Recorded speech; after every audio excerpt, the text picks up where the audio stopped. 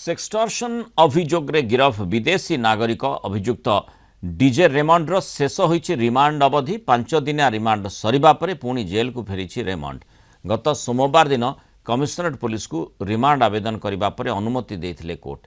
एही 5 दिन रिमांड अवधि भितर रेमंड को जेरा करथिले तदंतकारी टीम।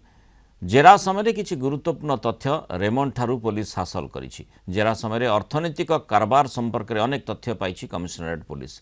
अभियुक्तर विभिन्न बैंक अकाउंट संपर्क में जानिबा परे विभिन्न बैंक को तथ्य मागिछि पुलिस टीम। अभियुक्त ठारू जबत मोबाइल फोन लैपटॉप इत्यादि को डिजिटल इन्वेस्टिगेशन पाई स्टेट फोरेंसिक लैबोरेटरी को परीक्षा पाई पठा जाइछि। कमिशनरेट पुलिस एक स्वतंत्र टीम दिल्ली जाई अभियुक्त को गिरफ करिथिला। कटकर जड़े उच्च शिक्षिता महिला आत्महत्या करिबा परे एक सुइसाइड नोट जबत करथिला पुलिस। एहा परे महिला जनक ऑनलाइन ब्लैकमेल रो शिकार होइतिबा पुलिस जानिबा को पाइबा परे तदंत आगको बढ़िथिला।